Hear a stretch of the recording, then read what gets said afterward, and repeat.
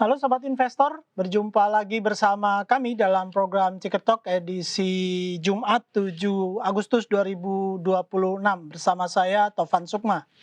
Ya Sobat Investor, bagaimana kabar Anda pada pagi hari ini? Bagaimana pula kabar portofolio Anda seiring dengan perdagangan sore kemarin di mana indeks harga saham gabungan atau IHSG ditutup dengan melemah tipis. Walaupun demikian, kita bisa lihat bahwa IHSG masih terus bertahan di level psikologis barunya di 6.300-an. Lalu dengan posisi indeks tersebut, kiranya apa yang menjadi tekanan bagi indeks sehingga harus kembali ke zona merah? Sekaligus juga apa saja katalis positif yang mampu menahan indeks agar masih tetap bertahan di 6.300-an. Untuk membahas hal tersebut, kita sudah tergabung dengan investment spesialis dari PT Korean Investment Sekuritas Indonesia atau KISI Sekuritas, yaitu Mas Ahmad Faris Muntasim atau biasa dipanggil Mas Faris. Selamat pagi Mas Faris, selamat bergabung. Ya, selamat pagi Mas Tovan. Selamat juga pagi juga untuk teman-teman investor. Ya, semoga kondisi market memang sedikit koreksi, tapi nggak menyurutkan teman-teman untuk mencari peluang di pasar saham untuk hari ini. Baik. Sebelumnya terima kasih atas waktunya Mas Faris. Kita langsung masuk ke perbincangan begitu bahwa indeks setelah terus berada di zona hijau pada akhirnya kemarin kembali ke zona merah walaupun memang pelemahannya cukup tipis begitu. Nah ini menurut Mas Faris sendiri apa yang menjadi tekanan sehingga indeks kemudian kembali ke zona merah, sekaligus juga apa yang masih menjadi katalis positif indeks sehingga penurunannya cukup tertahan sehingga masih aman di level 6.300-an. Ya, kalau kita lihat memang secara struktur marketnya, IHSG saat ini sudah berada di area resistnya ya di 6.350 hingga 6.450 gitu ya. Sehingga kalau kita lihat memang dari beberapa momentum dari beberapa saham yang menjadi penggerak indeks itu sudah berada di area rentang-rentang overbought gitu ya. Sehingga upside-nya memang sudah mulai terbatas. Nah, namun kalau kita lihat memang dari segi data ya yang rilis beberapa waktu lalu, kabar baiknya memang pertumbuhan ekonomi kita di kuartal 2 memang melambat tapi berada di atas konsensus gitu ya. Kalau dari konsensus memperkirakan 5,1, resultnya ternyata 5,29 ya, which is good for us gitu ya. Sehingga kalau misalnya memang ada penurunan gitu ya, support terdekat yang teman-teman bisa perhatikan itu berada di area eksponensial moving average 10 dan 50, di mana kalau kita lihat rentang-rentang tersebut berada di level 6.250,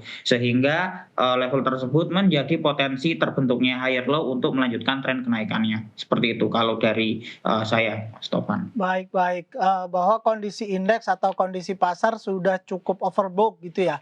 Nah ini kalau dikaitkan dengan sejumlah sentimen yang juga disampaikan oleh pelaku pasar di beberapa waktu lalu bahwa ada juga sentimen dari hasil review MSCI yang akan segera diumumkan di pertengahan bulan dan juga terkait keputusan FTSE yang terkait freezing market yang diterapkan di pasar modal kita, pasar modal Indonesia. Nah ini apa kaitannya? Apakah ini cukup membuat pelaku pasar untuk kemudian bisa melakukan mulai masuk secara bertahap atau seperti apa?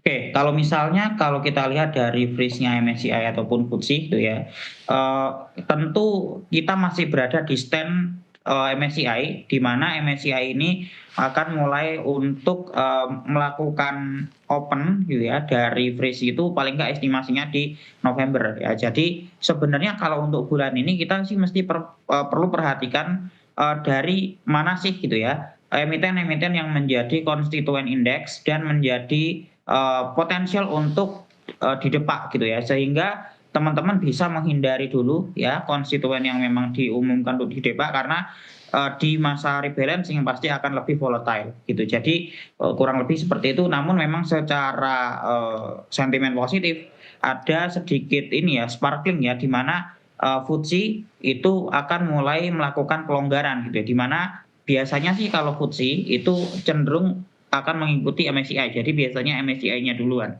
gitu. Kenapa? Kalau kita lihat memang sentimen AI itu sudah mulai melemah ya, dan itu membuat KOSPI itu kurang lebih performanya sama gitu ya, kayak kita mungkin kalau waktu kita, sempat turun ya, drop dari awal tahun, Kospinya itu naik gila-gilaan gitu ya, kemudian sampai all time high baru.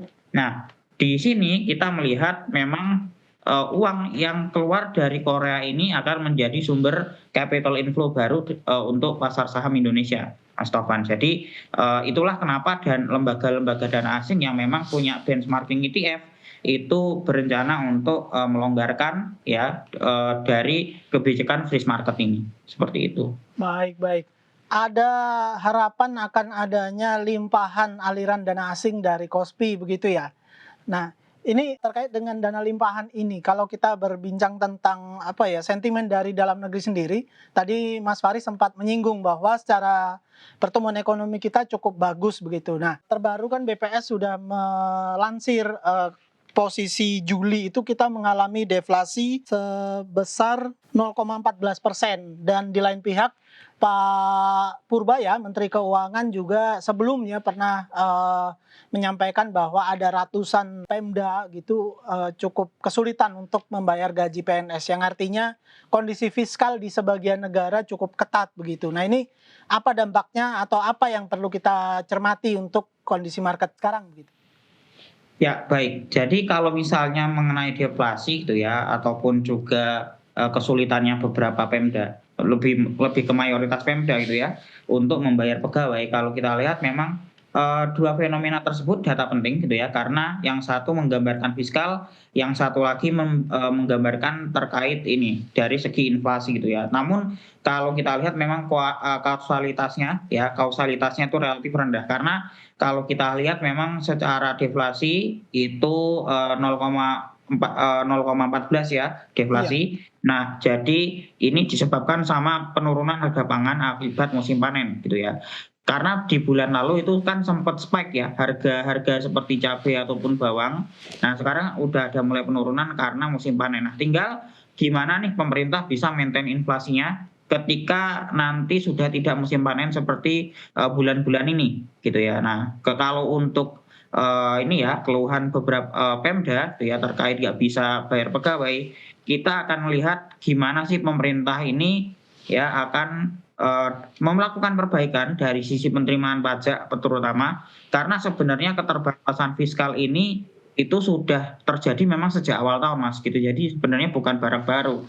Jadi, pengakuan Pak Purbaya ini sebenarnya adalah akibat dari, dipotongnya TKD di awal tahun nih, untuk, tahun anggaran 2026. Jadi secara outlook di pasar saham sih kita punya stand ya, bahwasanya mungkin ada beberapa data yang kurang oke, tapi sebenarnya secara fundamental ekonomi kita nggak seburuk yang dikira, gitu ya. Kita tinggal lihat nantinya pemerintah akan, melakukan perbaikan ya dari sisi penerimaan pajak dan juga bagaimana pemerintah juga akan melakukan pengendalian inflasi ya setelah nanti mungkin ya ketika masa panennya usai, takutnya nanti ada potensi untuk inflasi itu spike, seperti itu. oh baik, baik. Jadi tinggal kemudian tantangan pemerintah bagaimana menjaga stabilitas supply ini ya Mas, bahwa ketika panen ini suplainya melonjak begitu, jangan sampai kemudian 1 atau 2 bulan kemudian ketika suplainya udah menurun, jadi berdampak besar terhadap inflasi begitu ya?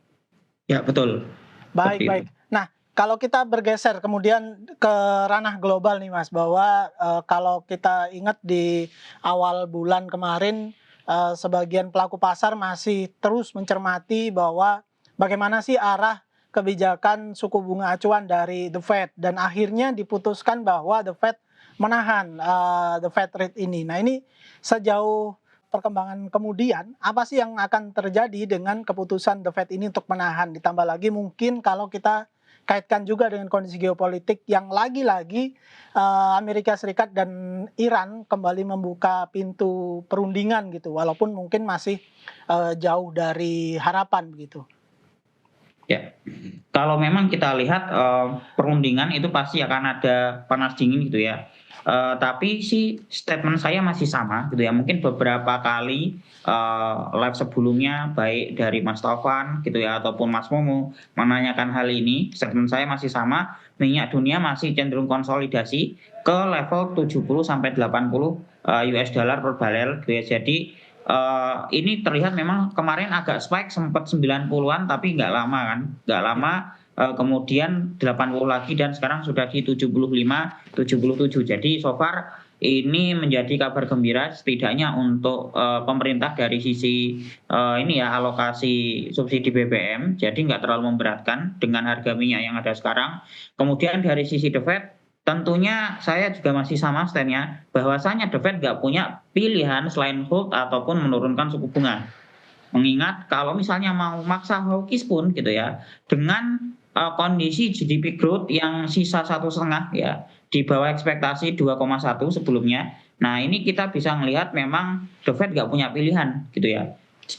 Dan data di GDP-nya itu mengamini itu gitu ya. Jadi kurang lebih, kita punya proyeksi bahkan itu The Fed punya peluang untuk menurunkan suku bunga paling nggak 1 kali di kuartal 4 biasanya di bulan, September sampai, ini ya, sampai Desember, kurang lebih seperti itu, Mas. baik baik. Jadi sebenarnya dengan pilihan mempertahankan, the Fed rate ini tidak mengagetkan atau bahkan justru pasar bahkan sudah siap kalau memang seandainya keputusannya menurunkan the Fed rate begitu ya, Mas?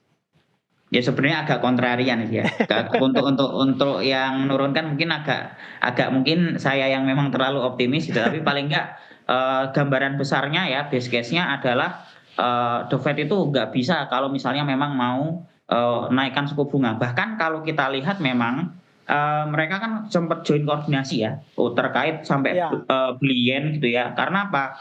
Karena selama ini memang banyak institusi Amerika gitu ya, itu mereka pinjam, mata uang dengan bunga rendah seperti yen Jepang dan, kurang lebih kalau misalnya yen-nya itu dibiarin terlalu melemah gitu ya, jadi itu akan mengganggu dari carry trade-nya gitu ya. Jadi oke. memang, ini bisa menjadi, bisa dibilang ya ini salah satu pemicu krisis gitu ya. Cuman, tentu di, masa jeda itu tentu akan ada mungkin gerakan, pasarnya menguat gitu ya. Pasarnya menguat sebelum nanti mungkin orang nggak sadar itu, ternyata datanya lebih jelek dari yang ditampilin gitu.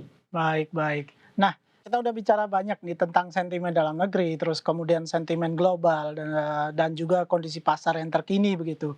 Nah, Ya. selalu kami sampaikan juga atau mungkin kami tanyakan juga kepada seluruh narsum yang hadir begitu bahwa apa sih kemudian yang bisa kita berikan rekomendasi atau mungkin insight, tambahan bagi investor kita, terutama mungkin investor retail ataupun investor, pemula, dengan kondisi market yang demikian, apa yang sekiranya cukup realistis atau mungkin cukup bijak untuk dilakukan? Ya, kalau kita lihat memang melihat The Fed yang, kecil kemungkinan untuk hawkish gitu ya, kita bisa memperhatikan sektor yang berkorelasi negatif dengan narasi hawkish selama ini ya, salah satunya emas.